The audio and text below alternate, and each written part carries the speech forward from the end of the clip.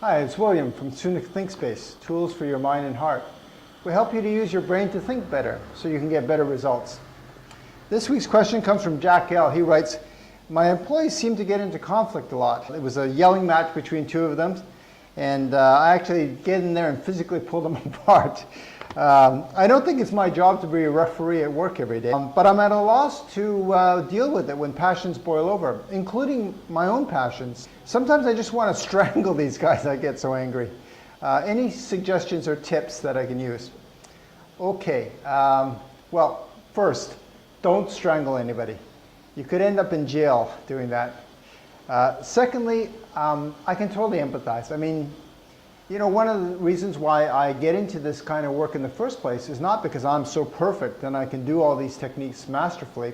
I had a big problem with anger myself. It's something that was really debilitating to me. In fact, I can remember a time when I was working for an educational institution and I was doing a seminar, and the girl who was assigned to set up the seminar for me forgot a lot of details. I mean, she didn't have the remote mic set up properly. She didn't have the camera equipment all set up. There were all sorts of things that got kind of messed up, you know. But here's the thing. She was asked from the marketing department to set up the seminar. It wasn't really her skill set, and it wasn't really something that was part of her job. To make matters worse, she actually had to come in on the weekend, take time off. I mean, basically sacrifice her time off to do this seminar. And instead of being really grateful and thankful for her efforts, I was a bit annoyed. And what happened was she actually at some point said to me, you know, I don't have to listen to you. You're not my boss.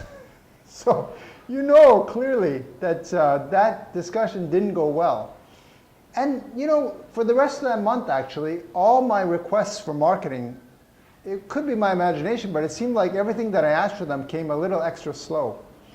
She must have told everybody in marketing, wow, this jerk, you know, he was giving me a real hard time on the weekend, even though I had come in on my day off to try and help him. You know, anger is no good. What it does, it ruins your reputation, it poisons the atmosphere, it ruins your relationships. It's just not a good thing. So you really want to come to grips with anger. So the second step is, a long way of saying this, recognize that anger is something that's destructive for the environment at work. And when you recognize that, and you realize that the expression of anger usually doesn't produce anything any good, you'll learn how to deal with it better. So here's the third step. The third step is also realize that there's a trigger. Sometimes anger doesn't make sense, so don't try to make sense of it. If you try to make sense of it and you get annoyed at yourself for being angry, in other words, you get angry at yourself being angry, that doesn't help. Sometimes it's just irrational. You know, somebody takes a stapler from your desk without asking you.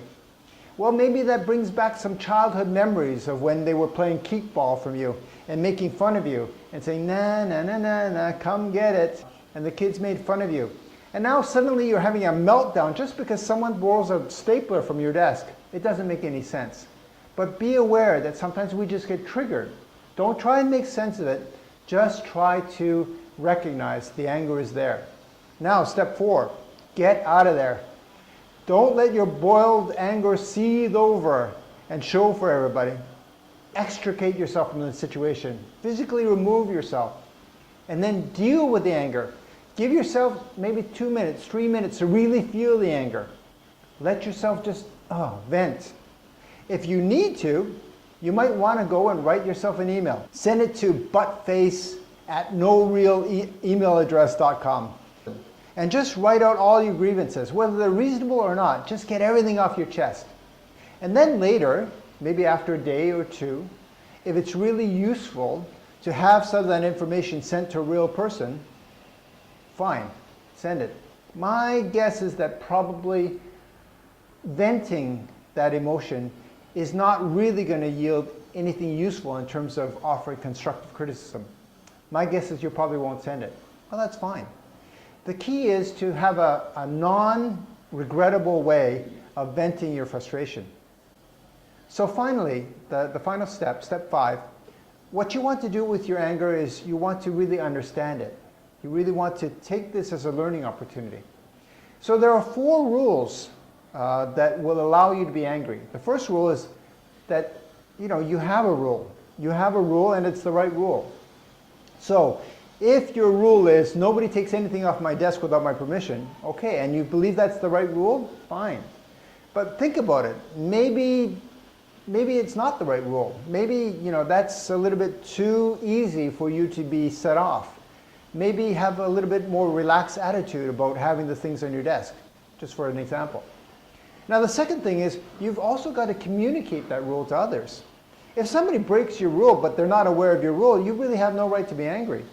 So sit down and analyze that. Did I communicate the fact that I don't want things taken from my desk without people asking me?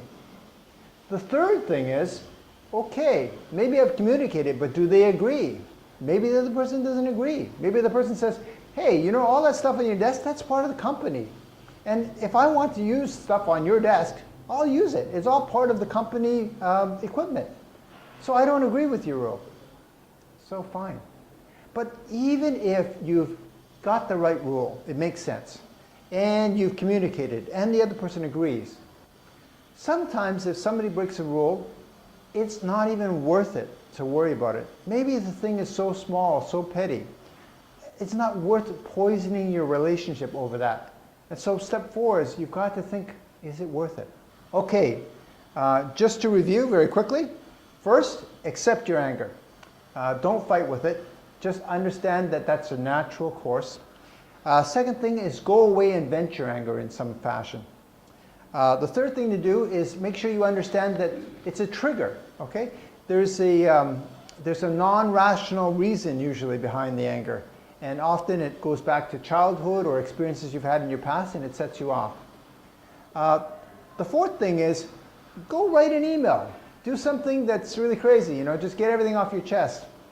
And then the fifth thing is make sure that you understand your anger well. Go through the 4 conditions and make sure that you understand where anger comes from and whether or not it's really useful for you to hang on to that rule, because anger is a rule-based behavior. All right, that's it for this week. I hope that helps. Sunaca Thinkspace, tools for your mind and heart. Now that you know how to use your brain properly, go for it. We'll see you next time.